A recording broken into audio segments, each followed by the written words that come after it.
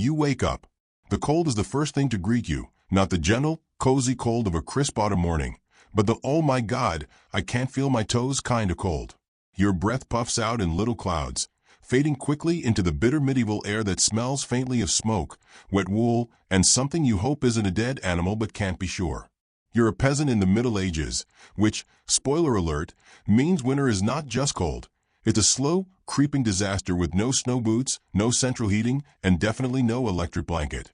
Before you get too comfy or uncomfy in your humble straw-stuffed mattress, take a moment to like this video and subscribe, but only if you genuinely enjoy this weird little journey through suffering and survival. And hey, drop a comment telling me where you're watching from and what time it is. It's always kind of amazing to see who's escaping their own chilly nights with stories about peasants freezing their fingers off in the 14th century. Now, back to your miserable, frostbitten self. You pull your threadbare wool cloak tighter around your shoulders. It smells like a wet dog that's been rolled in ashes because, surprise, nobody in your village knows how to wash properly in the winter. Water's frozen outside, and even if you had it, who wants to risk turning their water source into an ice block just for a bath? That's right. No baths. No showers.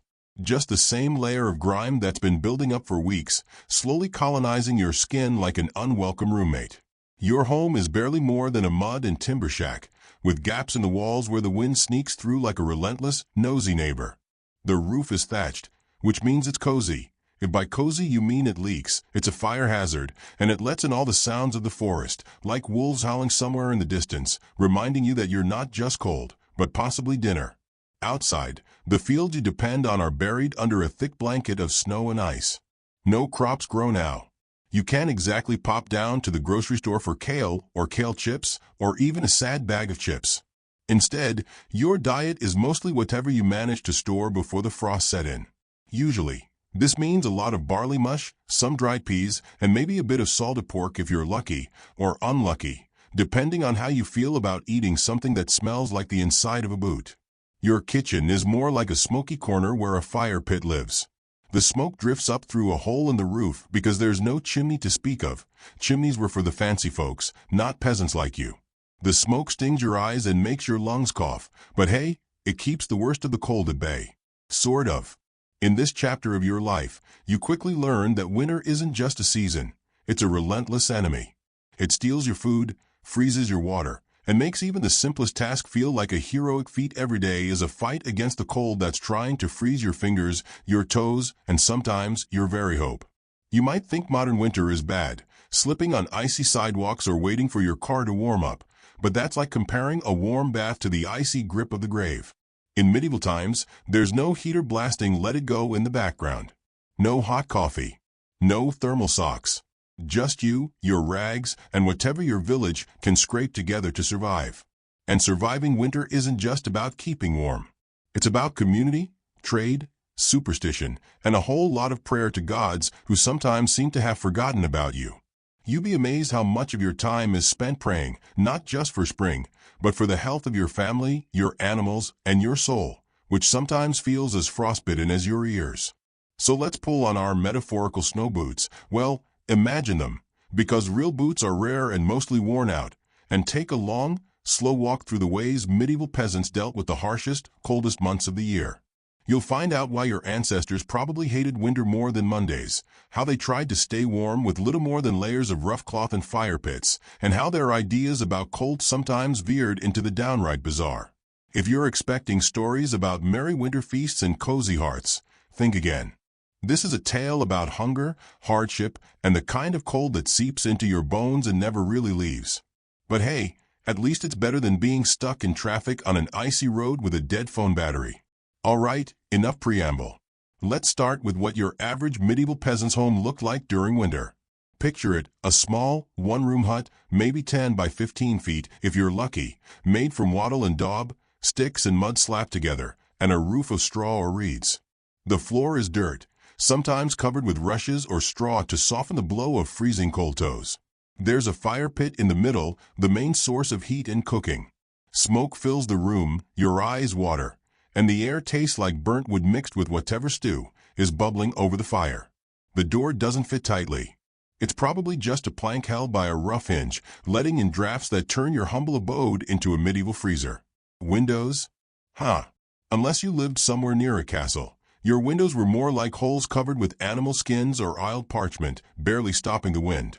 You share this tiny space with your family, your animals, and your belongings. Yes, animals.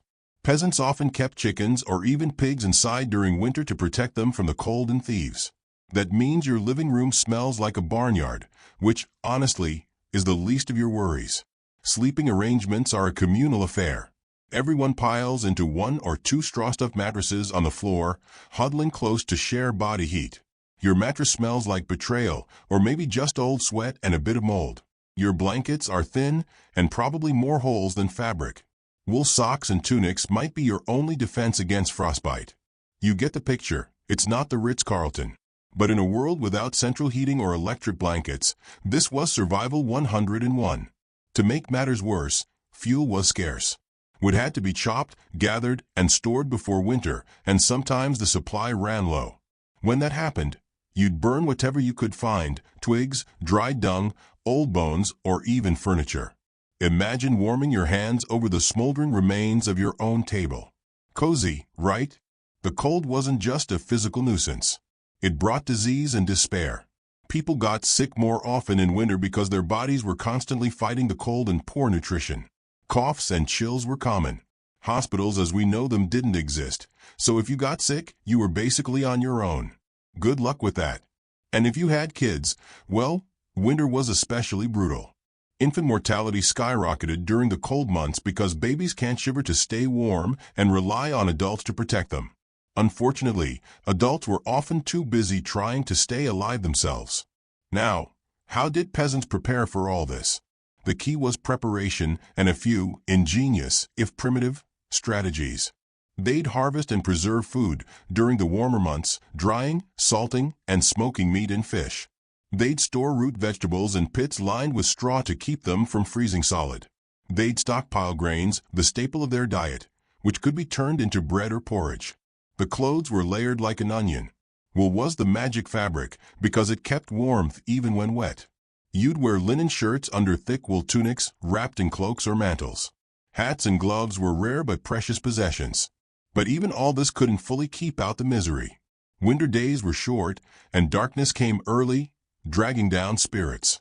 The cold sapped energy and hope in equal measure. You'd sit by the fire, if you were lucky, listening to the wind howl outside like a wild animal searching for a meal.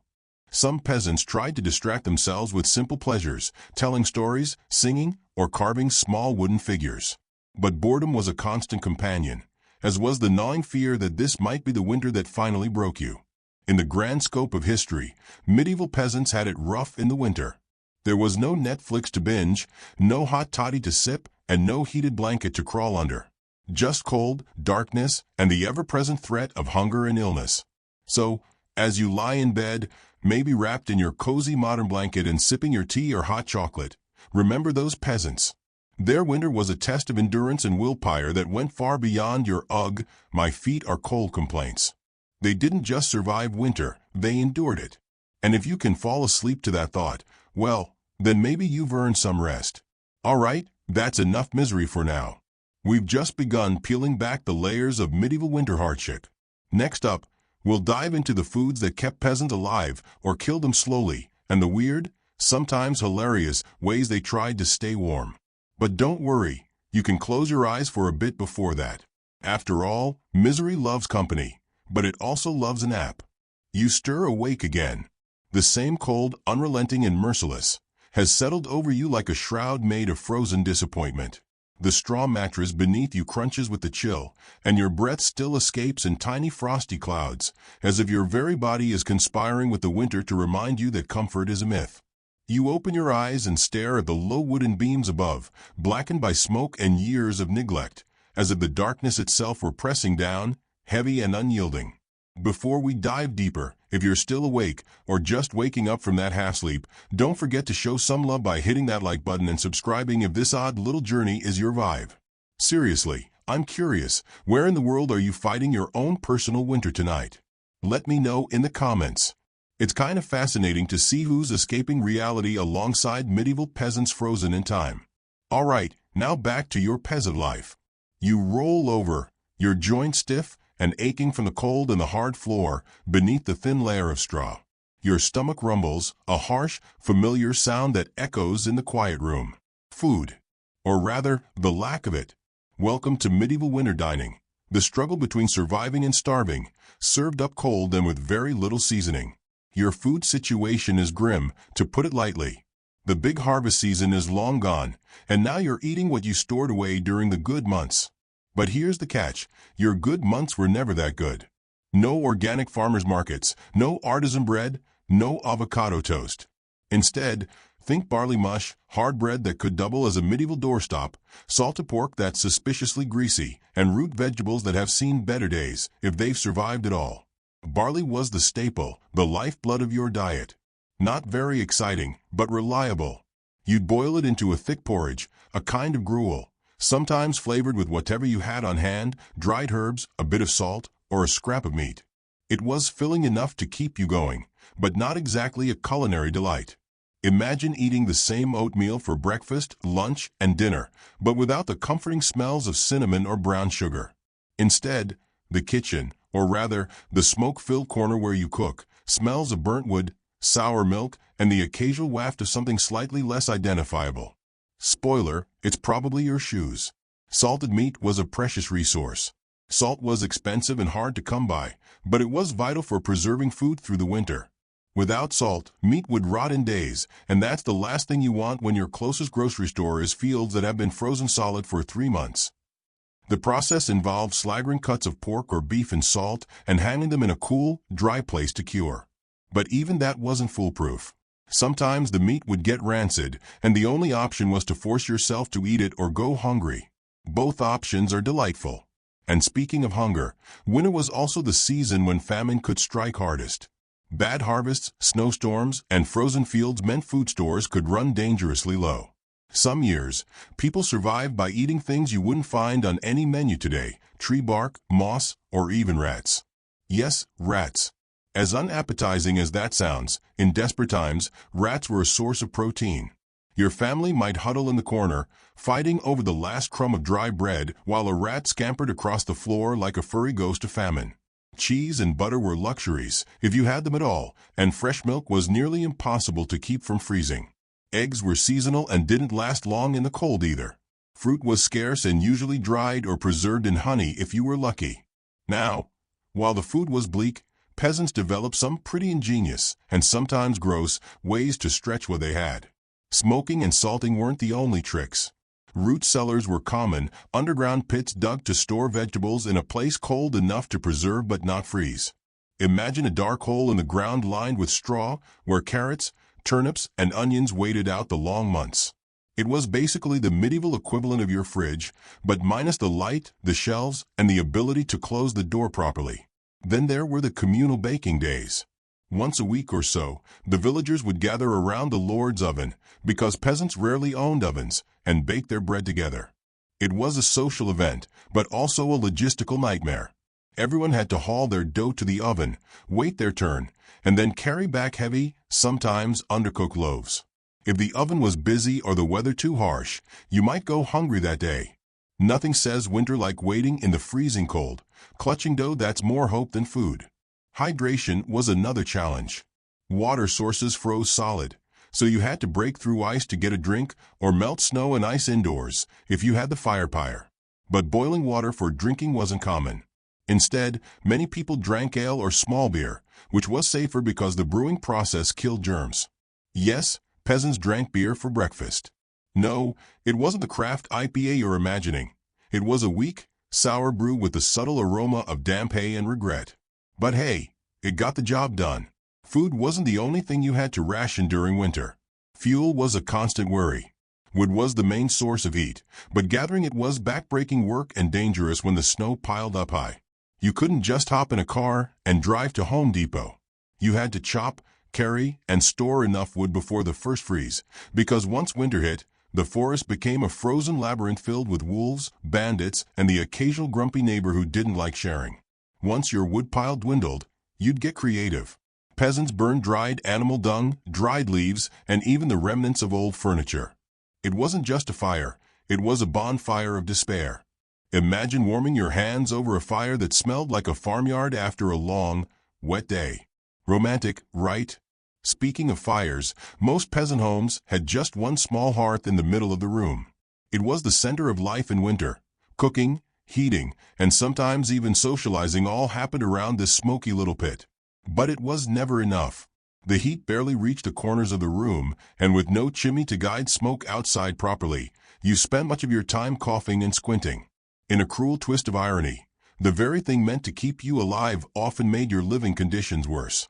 Smoke inhalation was a real problem. Coughs, eye irritation, and respiratory infections were common, especially in the close quarters of a peasant home filled with people and animals. Now, if you think winter was all about suffering and starvation, there were a few ways peasants tried to make it through with some modicum of sanity intact. One was layering clothing, like a medieval onion. Wool was the king of winter fabrics. Thick, itchy, and smelling faintly of sheep, wool kept you warm even when damp. Linen was worn underneath to protect the skin. You'd pile on tunics, cloaks, scarves, and whatever else you could find. Hats were important too, since a huge amount of body heat escapes from your head. But hats were expensive and rare, often knitted from coarse wool. Gloves were luxury items, usually only worn by the wealthy. So your fingers were exposed, turning red and then white from frostbite, while you tried to keep working.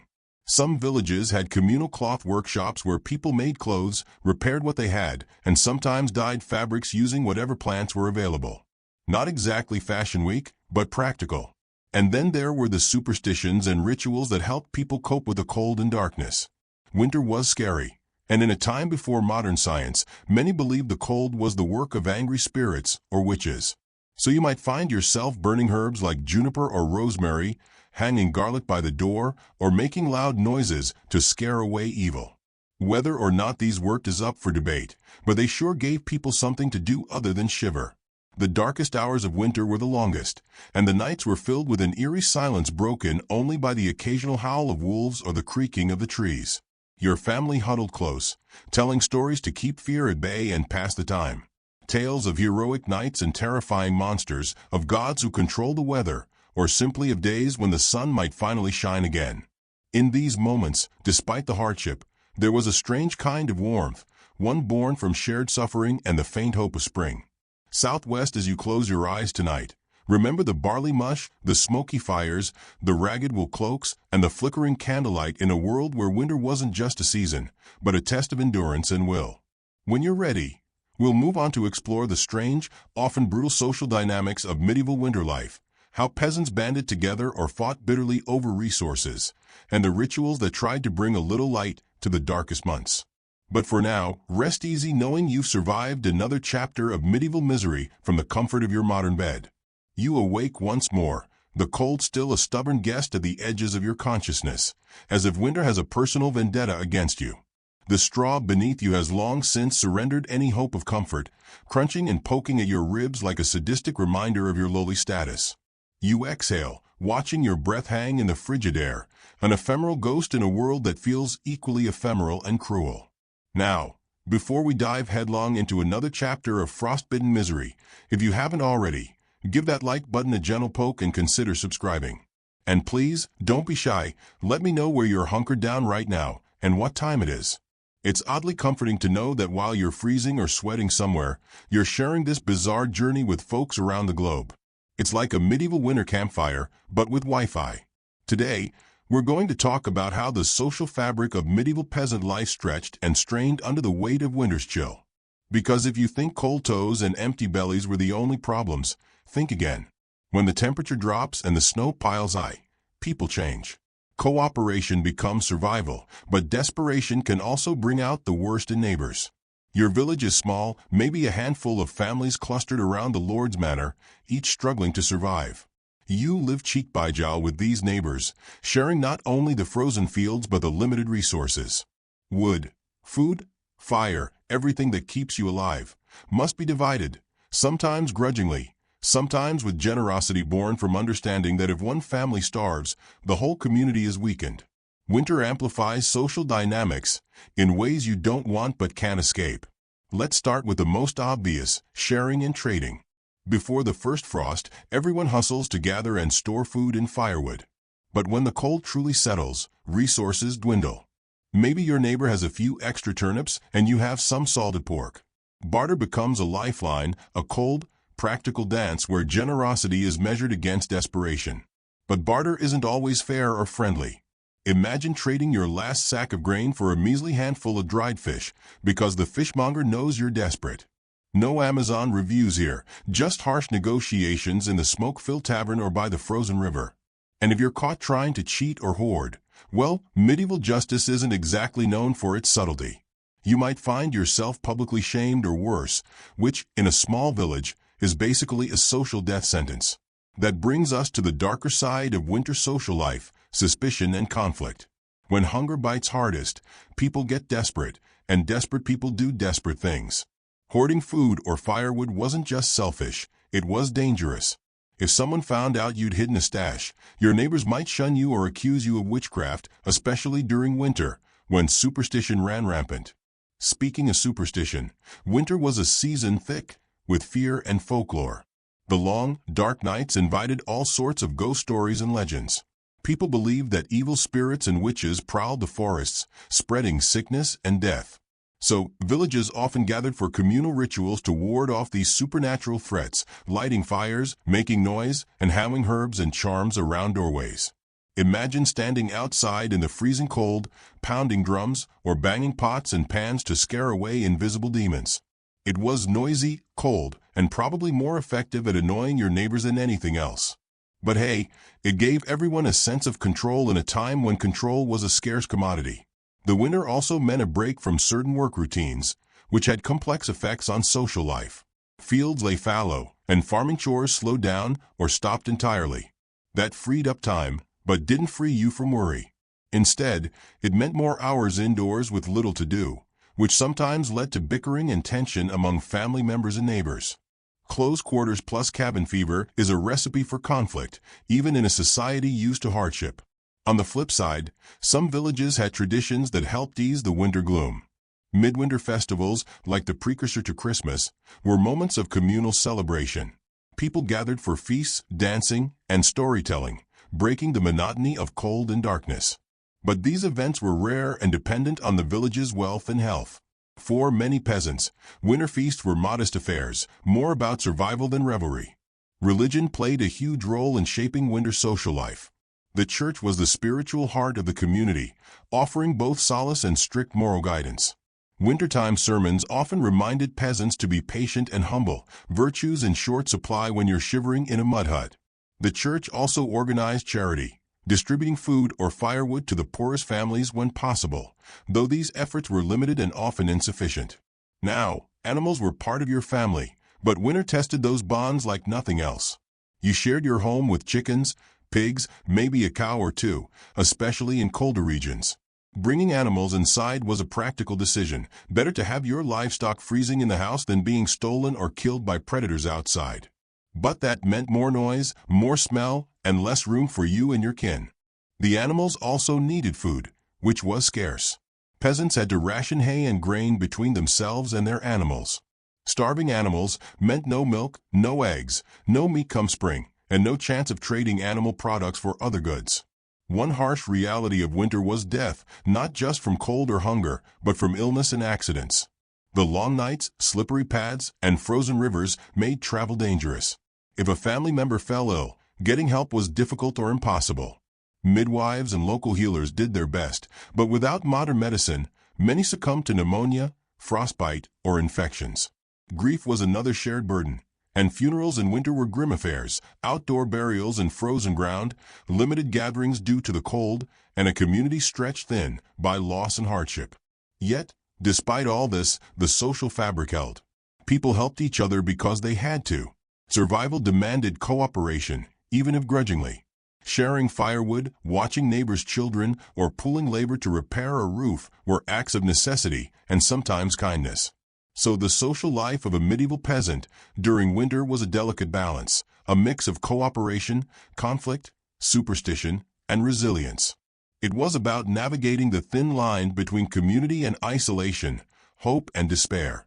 As you lie there, cozy and warm, probably wearing something way better than itchy wool, think about the strength it took to keep social bonds alive when everything around you was frozen and breaking down. And if you're still awake, get ready. Next, we'll explore how peasants kept their spirits up through stories, songs, and those rare moments of light in the long, dark winter. Because even in the coldest times, humanity finds ways to laugh, cry, and dream. For now, rest easy, knowing that the bitter winter cold is a shared history, and that even in the frostiest nights, warmth can be found in the stories passed from one generation to the next. You awake once again, this time to a room darkened not just by the night, but by the long, heavy shadow of winter itself. The air is thick with a damp chill that seeps into your bones, no matter how many layers of wool you wrap yourself in. You feel the coarse fibers of your tunic scratch against your skin, and the lingering smell of smoke mixed with the faint, unmistakable funk of unwashed bodies and animals that have been cohabitating in the same cramped space for what feels like an eternity.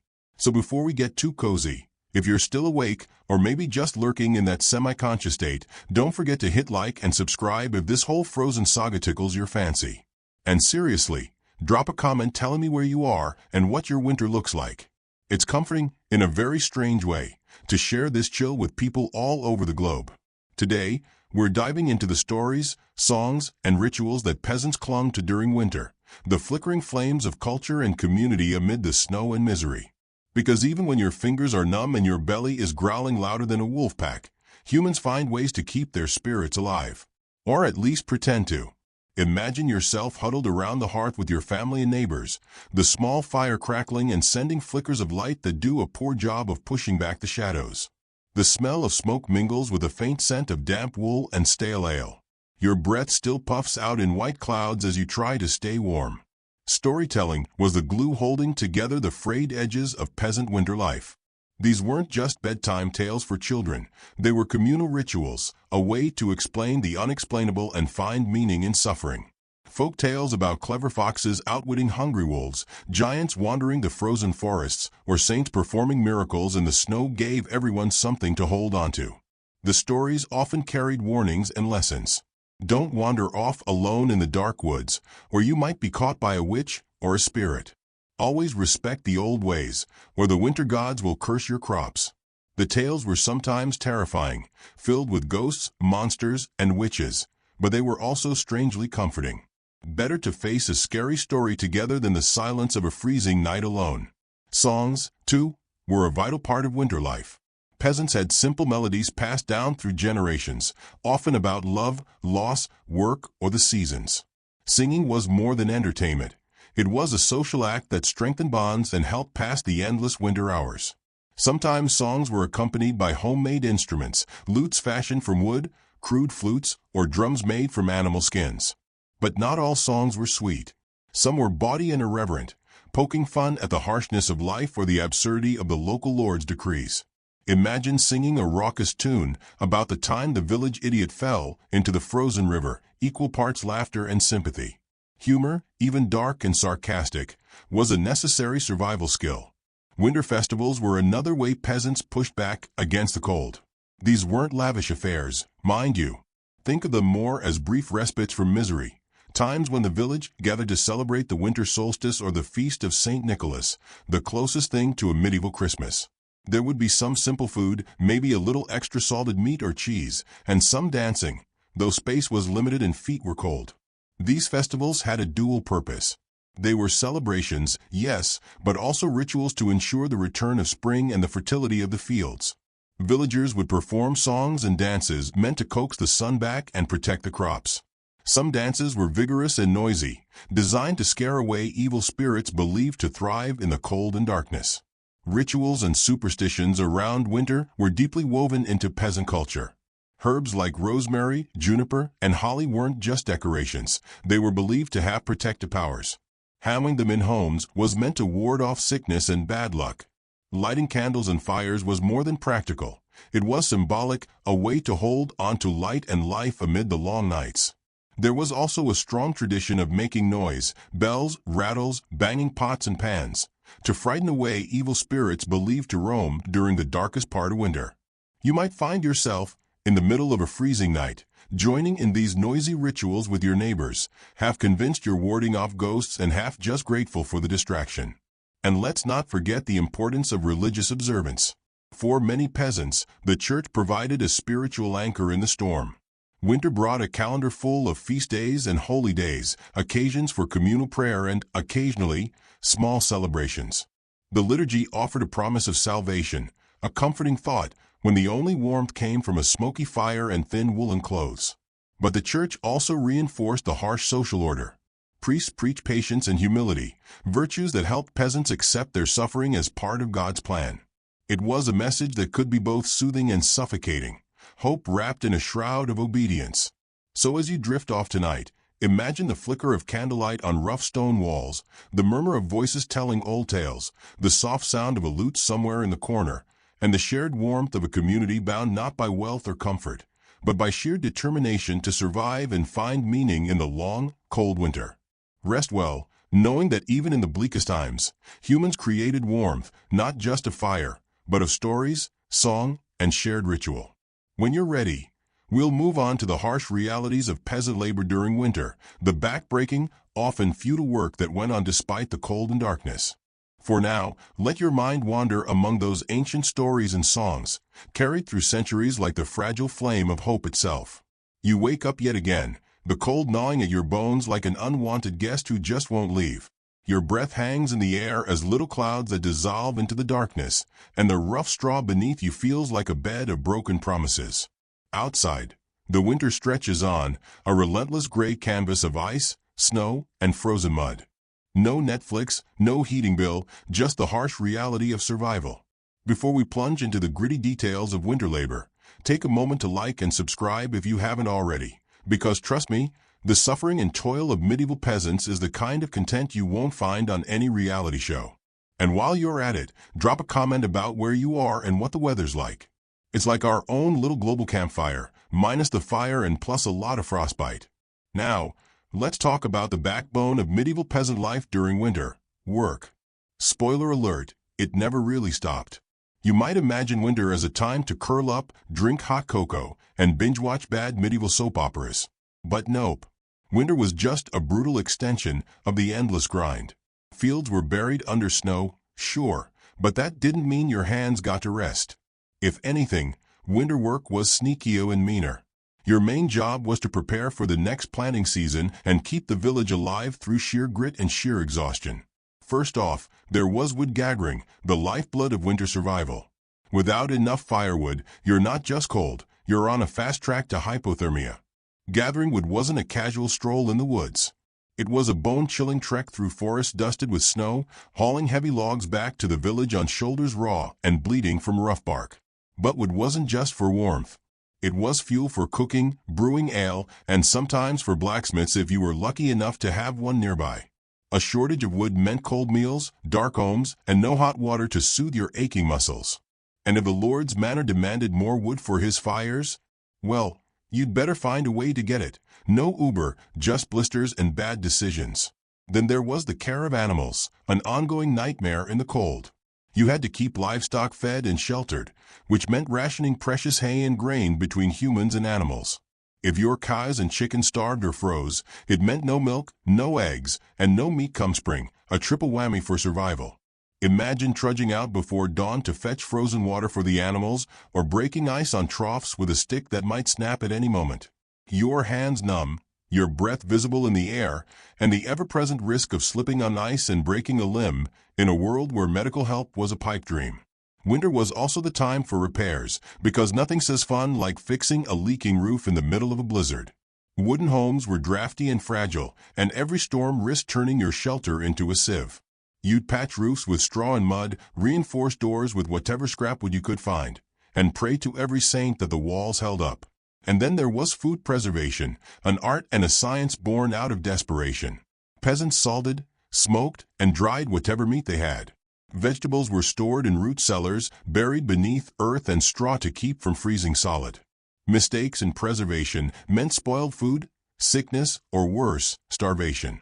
Winter chores might seem mundane or repetitive, but each task was a matter of life and death.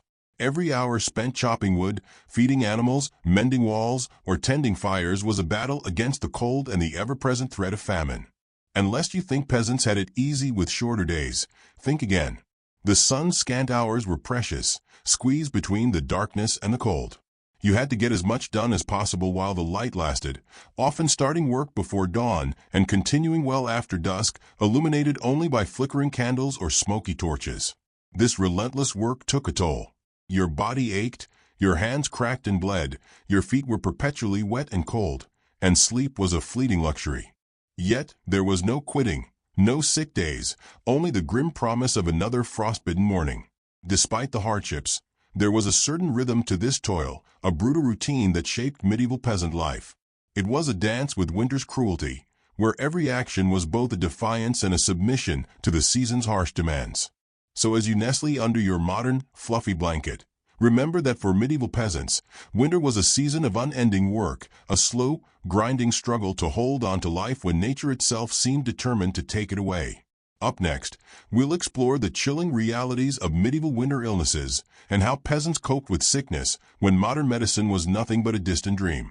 For now, drift off with the sound of the wind howling outside your window, a haunting reminder of the hard work that kept humanity moving forward through the darkest months. You wake up coughing. The kind of cough that echoes inside your chest cavity like a church bell made of phlegm.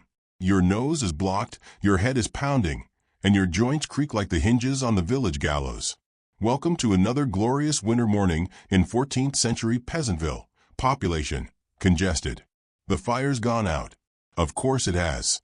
The embers have cooled to a sad pile of ashy regret, and the air inside the house is as cold as the outside, only with more livestock and fewer birds. You try to shift under your blanket, which smells like sheep, sweat, and a medieval pharmacy, so mostly herbs and disappointment. And yes, we're still doing this, so if your eyes are open and your fingers haven't frozen off, go ahead and like the video if you enjoy collapsing slowly into a coma of historical suffering. Leave a comment with where you're tuning in from, bonus points if it's currently snowing, and maybe subscribe, but only if you want more content that feels like a warm cup of barley water and existential dread. Tonight, or this morning, or whatever time you're lying here listening, we're taking a soothing, mucus-filled stroll through the contagious horrors of winter illnesses. Because nothing says cozy like a communal cold and a dose of medieval plague logic. Let's start with the basics. You've got a cough? Congratulations, that's normal. Everyone's coughing. Your baby's coughing. Your grandmother is coughing. The cow in the corner? Coughing. In winter, people lived in close quarters with poor ventilation, no concept of germs, and an intimate relationship with filth. So it was pretty much one big, cold, biological experiment. Colds weren't the innocent nuisances we see today. A persistent cough could turn into pneumonia, or what they call the wasting. There were no antibiotics, just herbal poultices, prayers, and a vague hope that your lungs wouldn't decide to give up halfway through Lent. And speaking of vague hopes, let's talk about the flu, or what might have been the flu. Influenza wasn't formally understood, but fever, chills, and body aches were familiar enough to warrant concern. You'd be wrapped in layers of damp while your family whispered to each other about whether you'd see the sunrise or be buried in a shallow grave before the thaw. But the real celebrity disease of winter? That's right, dysentery. Imagine drinking water from a half-frozen stream contaminated by your neighbor's unfortunate latrine overflow. Or better yet, collecting snow to melt for drinking water, thinking you're clever, only to discover that the snow was harvested from a spot where the pig had been. Dysentery spread rapidly and didn't care how much gruel you had in your system. It left you bedridden, weak, and violently expelling everything you've ever eaten. If you were lucky, it ended with recovery and a permanent distrust of puddles.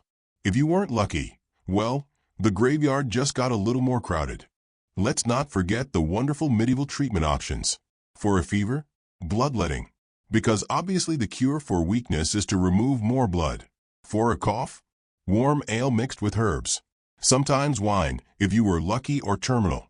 For the plague, which still popped up occasionally in the 1300s and beyond, there were spiritual cures like whipping yourself or standing in cold rivers naked while reciting prayers. You laugh now, but when it's minus 10 degrees Celsius and you're ankle-deep in spiritual guilt, you'll try anything. Many peasants relied on folk medicine passed down through generations. And in some cases, those remedies were genuinely helpful. Herbs like thyme, sage, and mint had mild antiseptic qualities. But in other cases, they smeared goose fat on their chests and called it progress. Of course, some ailments weren't contagious. You might suffer from chilblains, painful red swelling on your fingers and toes from repeated freezing and thawing. Or trench foot if you were working outside too long. And then there were toothaches. Fun fact, medieval dentistry involved a sharp knife, a lot of shouting, and hope. Sometimes they burned the nerve with a hot poker. And yes, infections were almost guaranteed. A cut, even a minor one, could get infected and lead to sepsis. There was no understanding of sterilization. If your hand started to swell and turn black, the remedy was usually amputation, with a dull knife and zero anesthetic. Try falling asleep to that image. Children often bore the brunt of illness. Infant mortality was high, especially in winter. A simple chill could turn deadly. Babies were swaddled in cloths like little burritos and tucked near the hearth, but that didn't protect them from the cold or the various bacteria and viruses swirling in the one-room peasant hovel. And old people? If you lived to see your 40s or 50s, you were already considered a miracle. The winters weren't kind to aching joints, weak hearts, or failing lungs. Grandparents spent most of their time wrapped in sheepskin, dozing by the fire, occasionally waking up to mutter about the old gods or cough until they saw stars. Now, before you feel too bad for our medieval friends, know this, despite it all, people got used to it. Suffering was the default setting. Colds, aches, coughs, and fatigue were just facts of life. You didn't stay home from work. You dragged your sick body to the fields or the woods or the barn because there was no plan B. And no one felt sorry for you.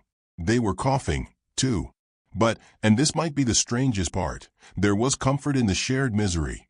Families nursed each other with grim determination. Villagers exchanged herbs and advice.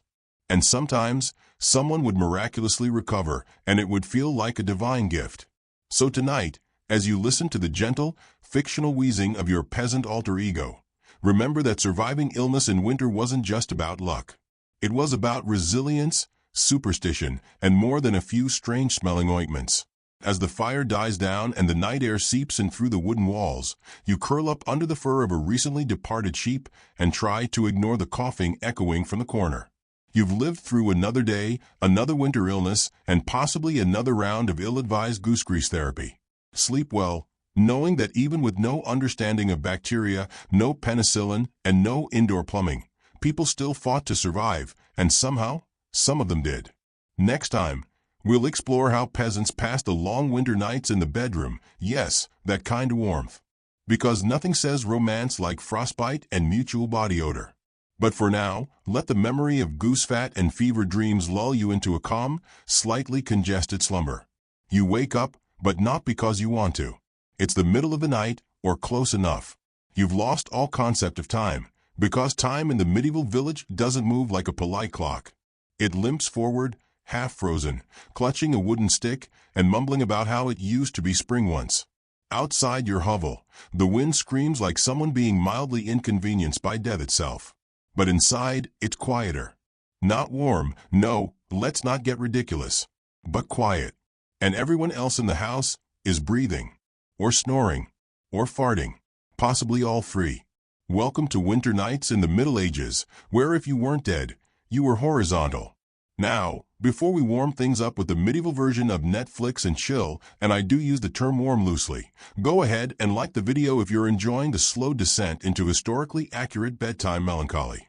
Subscribe if you want to see just how weird peasant life could get. And let me know in the comments, what time is it for you right now, and are you horizontal, too?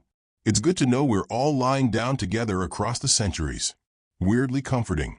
Tonight, we explore the sleeping arrangements, intimate habits, and, yes, the occasional medieval attempt at romance. Spoiler alert, there's less candlelight and poetry and more coarse wool, freezing toes, and someone's elbow in your eye socket. Let's set the mood. It's late. The fire has died down to a dull glow. Your one-room home smells like smoke, onions, livestock, and that distinct human musk that can only be achieved by multiple unwashed bodies sleeping in close proximity under a shared blanket sewn from questionable textiles. You Your spies, your children, and probably at least one chicken are all squeezed into the same space, breathing the same air, exchanging the same germs, and participating in an ancient, unspoken contest called Who Can Snore the Loudest Before the Lice Win. There were no bedrooms. There was the room. And if you were rich enough to have a bed, congratulations. It was made of straw, wrapped in a coarse linen sack, and absolutely full of things that bite. Your pillow? A bundle of old clothes, or, if you're unlucky, a semi-cooperative turnip. But more often, you didn't sleep in a bed at all. You slept on benches, on the floor, or next to the hearth if you were a favorite child or a particularly charming goat. Privacy was not a concept. If someone needed to relieve themselves in the night, they did it in a chamber pot by the door, and everyone else simply pretended not to notice. Because what were you going to do? File a complaint? Now let's talk about how people actually slept. And here's where it gets weird. Medieval peasants often slept in two distinct phases. Yep, segmented sleep was a thing. You'd go to bed after nightfall, sleep for a few hours, then wake up sometime around midnight. Not because your phone buzzed, but because your internal medieval peasant clock went off. What did you do during this mysterious period of wakefulness? A variety of things, most of them deeply unsexy. Some prayed. Some stirred the fire. Some visited neighbors. Yes, really. You might slip into your neighbor's home, share a mug of something warm, swap gossip, complain about your cows.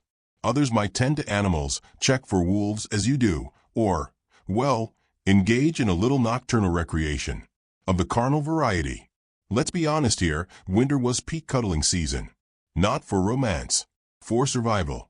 Shared body heat was the closest thing medieval peasants had to central heating.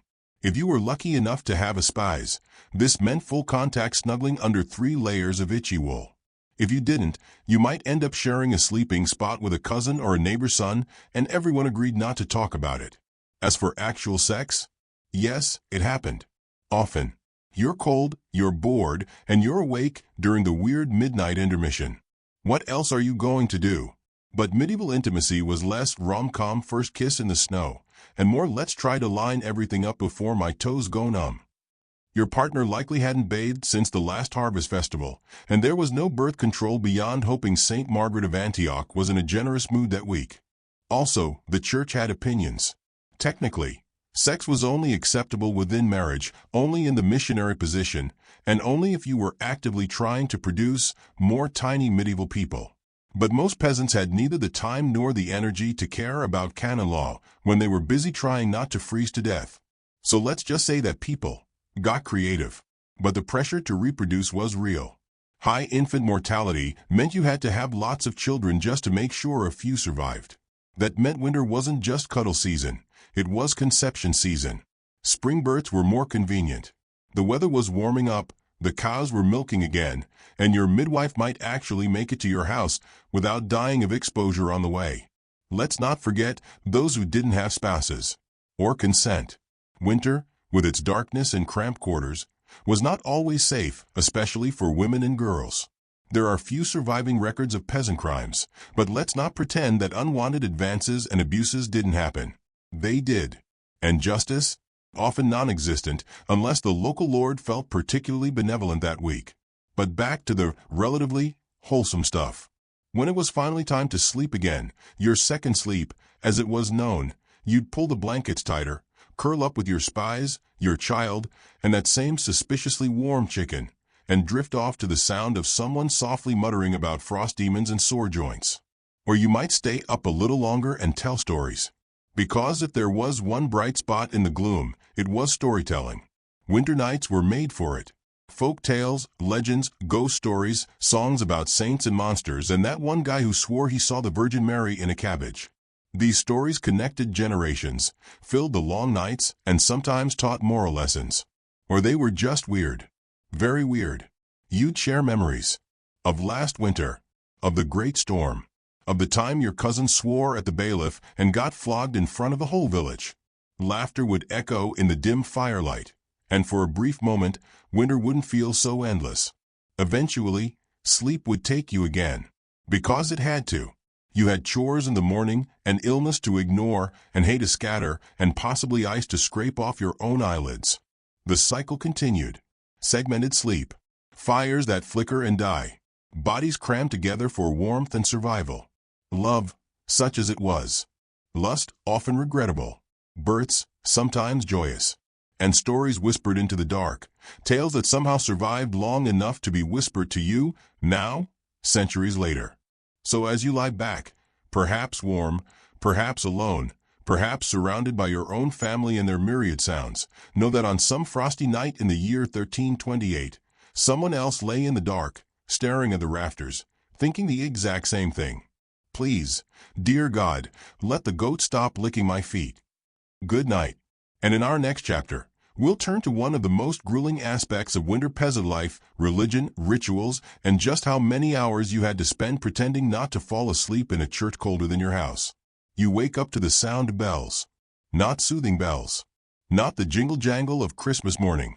These are solemn, metallic, and aggressively unimpressed with your desire to stay in bed. It's still dark, still cold, and your breath fogs the air like you're auditioning to become a minor weather deity. But the bells are calling, and unfortunately, they are not optional. Welcome to medieval winter religion, a freezing, deeply guilt-soaked spiritual journey brought to you by mandatory church attendance and an unforgiving God who apparently enjoys watching you shiver. Your joints ache as you sit up. Someone has already started moving around in the house, muttering prayers and rubbing their hands together to bring some blood flow back into their fingers. You reach for your clothes, which are exactly as warm and inviting as a frozen sheet of cabbage. Wool tunic, coarse underclothes, maybe a second tunic if you're lucky. All of it smells faintly of smoke, mildew, and existential fatigue. And yes, before you shuffle off to kneel in a building that feels like a stone refrigerator, take a moment to like the video if this descent into holy misery is helping you doze off. Subscribe if you want more stories that combine spiritual discipline with the constant risk of frostbite. And let us know in the comments, where are you watching from, and is your local church warmer than a 14th century chapel? Because tonight, dear listener, we'll spend a soothing 2 hours exploring the wonderful world of medieval winter religion, cold, long, and just the right amount of terrifying. Now get your shoes on. It's time for Mass. You don't walk to church. You hobble. Carefully. The ground outside is a jagged, frozen slab of death. Your shoes are stiff leather, barely adequate in summer, now completely useless against snow and ice. You arrive at the church with frozen toes, a sour stomach from last night's barley stew, and a mind already drifting to warmer places. The church is made of stone. It is beautiful, if you squint hard enough and ignore the overwhelming scent of dampness and unwashed humanity. It's also freezing. Stone holds the cold like a miser hoards coins. There are no pews, just a few wooden benches for the elderly and sick. Everyone else stands or kneels on the ground. The dirt floor may be covered with straw, lucky you, but it's still hard and cold and not remotely forgiving. The service begins. In Latin, a language you do not understand. You kneel. You stand. You kneel again. You try not to think about the growing numbness in your knees, or the strange stiffness in your lower back, or whether the priest actually knows what he's doing, or if he's just winging it and hoping God's not paying close attention this morning.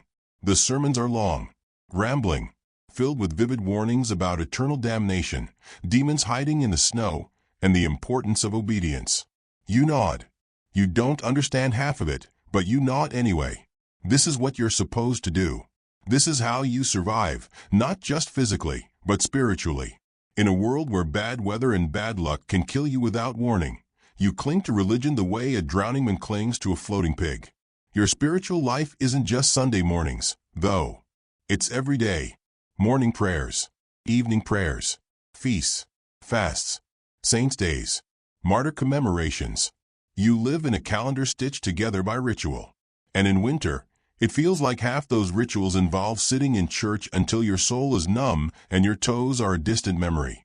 Take Advent, for example. That's the season leading up to Christmas. No chocolate calendars. Just fasting, penance, and the crushing realization that your neighbor got the better goose for the holiday meal. And then there's Lent. Yes, it starts in winter. Yes, it's miserable. No meat, no joy, no comfort. Just vegetables, cold air, and the creeping suspicion that God is punishing you specifically for that one time you stole a turnip. The church calendar is packed with feasts, but most of them involve more praying than eating. And when you do eat, it's probably a communal pot of lentils flavored with the ashes of your hopes and dreams. But religious life isn't all doom and fasting. Sometimes it snows, and the priest tells a story about St. Nicholas saving poor children. Sometimes a choir, if your village even has one, sings in soft, breathy Latin, and it echoes off the cold stone walls like something holy. Sometimes there are candles, and the light bounces in gold patterns across the altar, and for a moment it feels like warmth. And sometimes someone dies. This is a special kind of religious experience, not only because it reminds everyone of their own impending doom, but because death in winter was extra dramatic. The frozen ground was hard to dig. Sometimes bodies were stored, yes, stored, until the earth thawed enough to bury them properly. You might have to haul a corpse to the churchyard, wrapped in linen and surrounded by grieving family members who are all trying not to slip on the ice. The funeral mass is long. The priest waves incense. The bell tolls. The widow wails. You try not to yawn, because you're standing right behind the bishop, and he has a tendency to whack people with his staff when he sees disrespect. Religion touches everything. Your marriage, blessed by the church. Your children, baptized, sometimes within hours of birth, just in case they didn't make it. Your food, prayed over. Your house, occasionally blessed, usually after someone saw a weird shadow and blamed it on Satan. Your livestock, also blessed.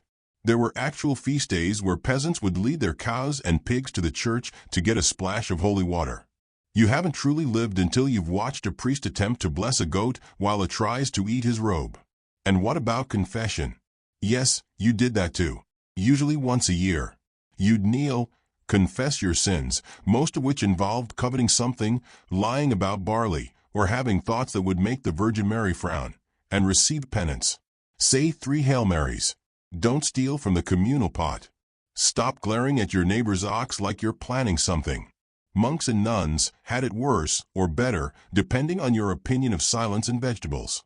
Their lives were strictly regulated. Prayer, work, prayer, more work, a bit of chanting, and the occasional flagellation to keep things interesting. Some people admired them. Others pitied them. Most peasants just hoped the monks would hand out bread on saints' days. And yet, for all its misery, winter religion gave people structure. You knew what day it was because it was the feast of Saint someone or other. You knew what to wear because it was a fasting day, and you had to look humble. You knew when to light candles, when to kneel, when to chant, when to throw holy water at suspicious dogs. Faith was a lifeline, a shield against the cold, the dark, and the terrifying knowledge that you could die at any moment and nobody would even find your body until the snow melted. So you believed. You crossed yourself. You kissed the relic. You lit the candle and hoped it would burn long enough to protect your family through the night. And when you finally returned home after yet another religious observance, chilled to the bone, hungry, tired, and spiritually cleansed, you crawled into bed with the others, muttered a prayer to your patron saint, and closed your eyes. Just in time to wake up 3 hours later for matins. Sleep tight. You wake up, and for once, you're not instantly regretting it. That's right, today might actually be fun. Your toes are still numb, sure. Your mattress is still just straw pretending to be furniture. And someone in the house definitely farted during the night and trapped it under the shared blanket. But this morning, there's something in the air. Something exciting. Something that doesn't smell like goat. It's the unmistakable scent of distraction. Because even in the depths of a medieval winter, when daylight is a polite rumor and your diet is 78% turnip, you still get days off. Sort of. Welcome to the chaotic, chilly, occasionally joyful world of medieval peasant winter entertainment. A land of games, songs, excessive drinking, and the ever-present risk of minor bodily injury by sleigh. Now before we dive headfirst into the cold mud of historical merriment, go ahead and like the video if you're enjoying this parade of damp misery and surprise festivities. Subscribe if you're into slow, sarcastic bedtime history, and let me know in the comments, what time is it where you are, and when was the last time you played a game using a pig bladder? Let's begin. First, the obvious question. How did anyone have fun in the Middle Ages? You're cold. You're poor. You're wrapped in wool that's scratchier than your uncle's beard. You spend 90% of your time trying not to starve, freeze, or die of dysentery. And yet, humans are weird. They will find joy in the bleakest places.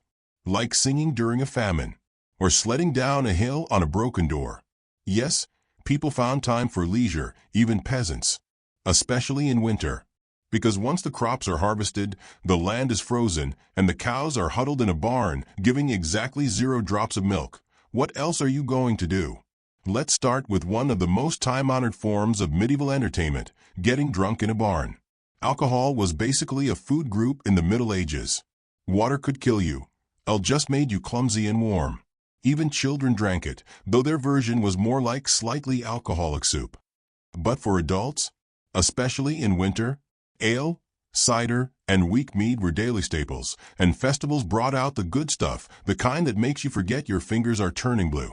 Drinking wasn't just a solo activity, either. It came with songs. Not refined, poetic songs, more like shout singing in a circle while slapping your knees and trying not to spill your mug. Lyrics varied. Some were about saints. Others were about cows. A surprising number were about butts. There were games, too. You might gather in a field, or what passes for a field when it's half frozen and smells like sheep droppings, and play a raucous round of mob football. Imagine modern football. Remove the rules, add a pig's bladder, subtract any sense of personal safety, and increase the number of bystanders yelling helpful things like "Get him," and "That's my cousin, you twit." No goals, no referees, no helmets. Just dozens of villagers chasing a ball, or sometimes each other, through streets, ditches, and the occasional graveyard. Injuries were common. So were arguments. The winner? Technically the side that got the ball to their arbitrary goal. Spiritually, anyone who didn't lose a tooth. On quieter days, people played more civilized games indoors, games like drafts and ancestor of checkers, nine men's Morris, and knucklebones, which is a kind of proto-dice game using literal animal bones, because nothing says family fun like chucking sheep remains onto the floor. Children played with wooden toys, stick swords, and sometimes each other's patience. They'd skate on frozen ponds using strapped-on animal bones as makeshift ice skates. Yes, really. You've never lived until you've seen a 6-year-old peasant fly across the ice on cow shin bones while screaming about demons. And then there were feasts. These weren't everyday events. They mark holidays, saints' days, solstices, and big religious festivals like Christmas, which in the Middle Ages was more like an extended, semi-religious, socially sanctioned excuse to eat until you exploded. Feasts meant roasted meats, if available, bread, ale, maybe honey cakes, and music. No forks. You ate with your fingers, maybe a knife if you were fancy, and you shared trenchers, flat slabs of bread that doubled as plates and, eventually, snacks. Personal space was not a thing. If your neighbor sneezed on the communal pudding, you just blessed yourself and carried on. Feasts were often held in the Lord's Hall, if you were lucky. These halls were big, drafty, and full of noise, but they were at least bigger than your house. The Lord might provide food, or he might just show up, deliver a speech about God and taxes, and leave. Either way, the peasants found ways to enjoy themselves, sometimes forming mumming groups, bands of costumed revelers who performed short plays, songs, and dances in exchange for food or ale. Costumes were usually homemade and alarming. A sheep skull here, a tattered cloak there. Some suit on the face for dramatic effect. Was it theater? Was it ritual? Was it just Greg trying to scare the kids? Nobody knew. Everyone clapped anyway. Speaking of rituals, the winter months were full of weird ones. Some villages lit fires to chase away evil spirits. Others paraded around the town with effigies of saints, clanging pots and pans to drive out demons, bad luck, or annoying neighbors. These weren't just fun, they were survival psychology wrapped in folklore. You needed a reason to believe winter would end, so you threw a festival, wore a cabbage on your head, and prayed for spring. And then there was gambling. Yes, even peasants liked to test their luck. Dice games were common, though frowned upon by the church. You could gamble with coins if you had any, or with food, or with chores. If I win, you muck the pigsty. If you win, I give you my last boiled turnip. High stakes indeed. Even love found its way into winter merriment. Flirting happened. Discreet glances. Shared mugs. Whispered songs. Sometimes, an actual relationship bloomed in the hayloft during a feast. Other times, it was just a one-night cuddle that ended with mutual embarrassment and a suspicious rash. Either way, it beat freezing alone. Winter weddings were rare. Nobody wanted to walk to the chapel in 6 inches of slush, but betrothals were common. Nothing warms the heart like two families deciding their 13-year-olds should eventually be forced to kiss. There might be a little celebration, bread, ale, and a brief dance before everyone remembered they had chores to do. But the biggest source of joy? Storytelling. In long winter nights, when your fingers were too stiff to sew and your body too tired to work, you'd sit by the fire and listen. Stories of saints, of devils, of magical beasts and knights who probably never existed, but were great at swinging swords and saving morally flexible maidens. Each tale was embroidered a little more every time, like a medieval version of a Netflix binge, if your streaming service was a 73-year-old woman with one eye and an uncanny memory. These stories weren't just entertainment. They were history, folklore, education, and emotional support rolled into one. They reminded you that the world was vast, mysterious, and occasionally survivable. Because that's what medieval fun was about, really. Surviving with a smile. It was a luxury. It wasn't even comfort. It was laughing when your nose was cold and your bread was stale. Dancing even though your boots were falling apart. Singing about saints and goats and the time Brother Thomas fell in a pond. So tonight, as you lie there, maybe warm, maybe not, imagine yourself at a feast, ale in hand, listening to a badly costumed neighbor sing about St. Olaf's miraculous cheese. Imagine skating on bone skates across a frozen pond under a sky full of stars. Imagine shouting joyfully as you chase a pig bladder across a snowy field. And imagine, just for a moment, that fun has never needed Wi-Fi. Just people, cold toes, and a very weird sense of humor. Sleep well.